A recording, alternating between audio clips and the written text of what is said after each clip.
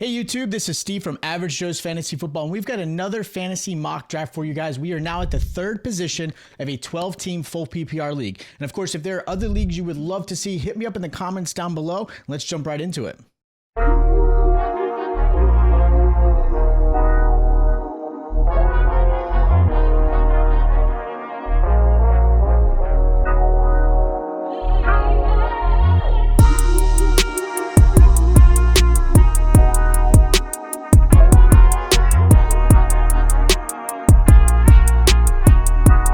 So before we begin, again, this is full PPR in a 12-team league, non-Superflex. Now, of course, if there are other league formats you would love to see, hit me up in the comments down below. I'd love to help you guys out. I will do some videos out there for Superflex, 10-team leagues, 2 quarterback, whatever it may be to help you guys out, because we are in mock draft season, which means we're almost a month or so away before real drafts. And of course, this NFL season will be starting. So with this, I'm in the third spot. If you guys haven't checked out others, I've already done the 101 and 102. So check out those videos as well. They'll be linked down in the description. So let's jump right into this and see how the CPU does compared to how I do.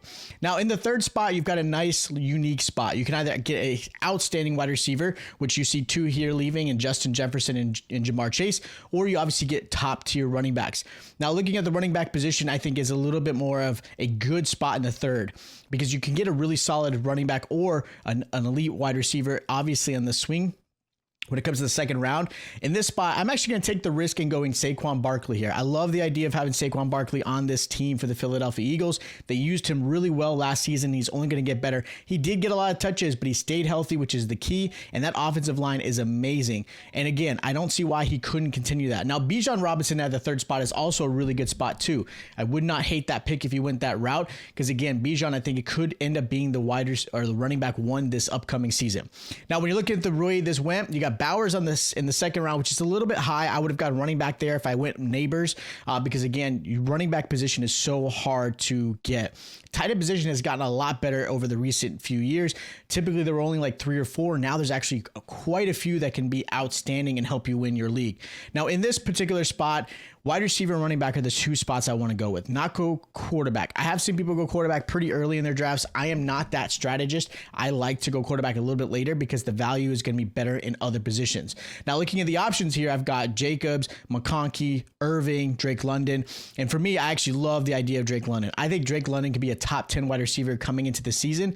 I know a lot of people will have maybe lesser opinions on that, but I think London is in a prime spot to have a successful season. I know this is, for me, a little bit of a stretch being my wide receiver 1. I'd rather him be my wide receiver 2, but I'm still happy with having London there.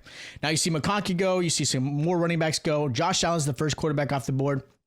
And now here's where I have seen quarterbacks go in the third round. I get it. Those rushing quarterbacks have such great assets, right? Jalen Hurts, Jaden Daniels, Lamar Jackson, Josh Allen. Like, I get that. But for me, I still want to have the best positions available and filling in. And that for me is going to be running back and Jonathan Taylor. Getting Jonathan Taylor in the third round, I think, is an absolute steal because I didn't have to use up a lot. I still got my 1 receiver that I really want and 2 solid running backs. I think this is a great start for this particular draft. Now, of course, you guys can comment differently if you think so, or if you guys think this is a great draft so far, let me know.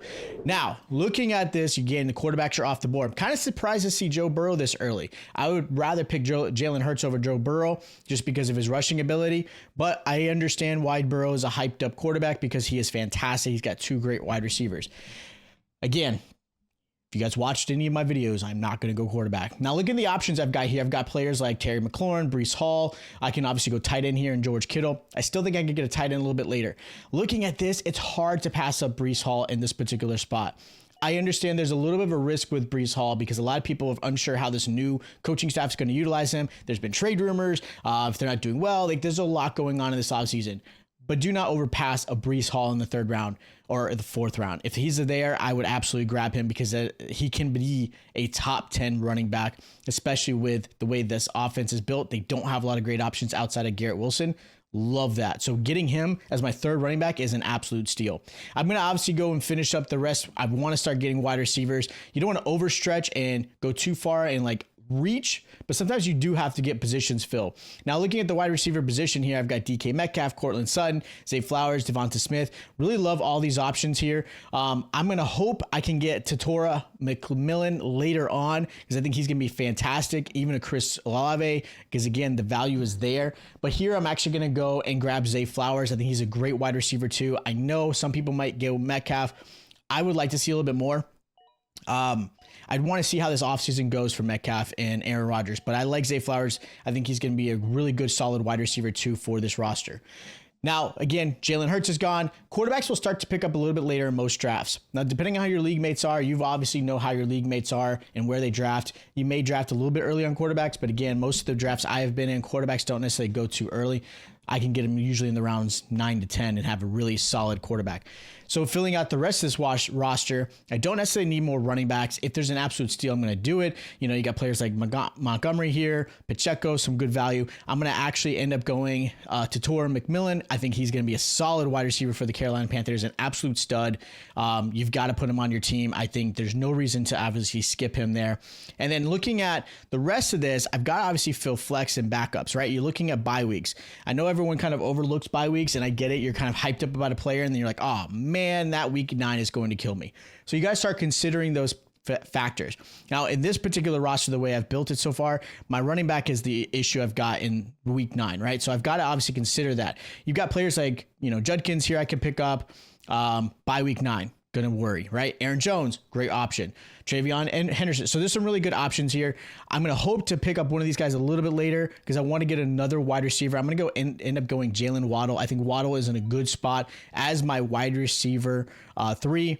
4. I don't necessarily need him to be the star stud. He has those type of games where he can fill in some bye weeks.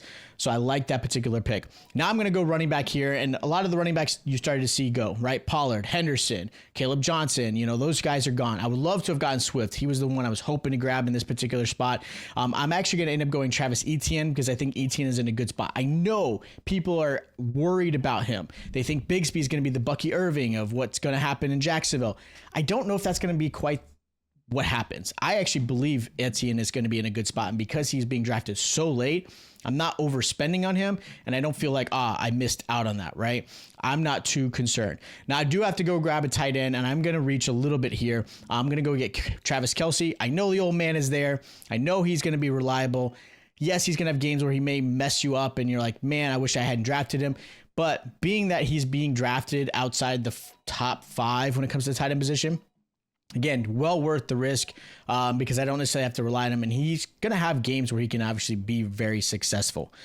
So looking at this, I've got kicker, defense, 2 more bench players, and then quarterback. Now you got to start considering the quarterback position. You obviously got to consider, again, bye weeks and things like that. Look at the options here. I can go another tight end. I don't necessarily normally do that. You can get a tight end off of waivers in a pretty good spot depending on how deep your league is. But I do like the options of like Evan Ingram or David Njoku. But I'm going to actually end up getting, again, backup players that I think will have some good success.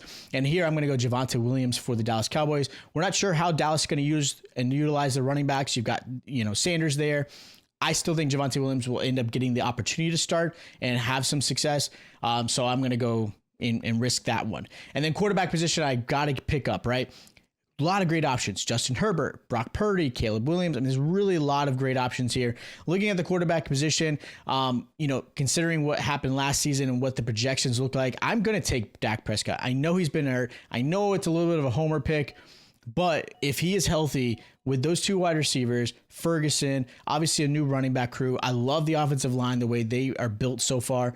This is a really great chance for Dak to get back into that top 5 fantasy aspect. Now I've got one more flex player I want to pick up. Again, you don't necessarily have to reach. You've got players like Michael Pittman, Keon Coleman if you want, maybe another tight end like Ferguson or something like that. Looking at the options available, I'm actually going to handcuff Etienne. I'm going to go Bigsby just in case this offense does change a little bit because you just don't know, right? You never know how that plays out. Then you got to get your kickers in defense because you shouldn't be drafting them super early, even though they can help you win games. Looking at the kicker options, you got to go high offense, teams are going to get down the field. So I'm going to go with the kicker for the Detroit Lions and Bates. And then obviously you got to go defense. And looking at defense, you're going to have some decent options. Defense is a team that if you're doing it as a holistic thing, you're going to probably replace several times throughout the year.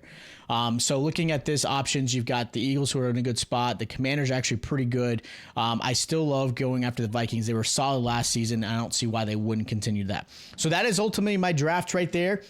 And we're going to jump and talk about it. So that is how I did in the third spot in this 12-team league. If you guys have questions, maybe you have comments about how this draft went, or maybe you guys have drafts you are starting to do or mock and you want some opinions, let me know down below. I'd love to help you guys out. And again, if there's different formats, hit me up in the comments. I'd love to see what kind of formats are out there. Maybe I can help you guys out and put some mock drafts out there.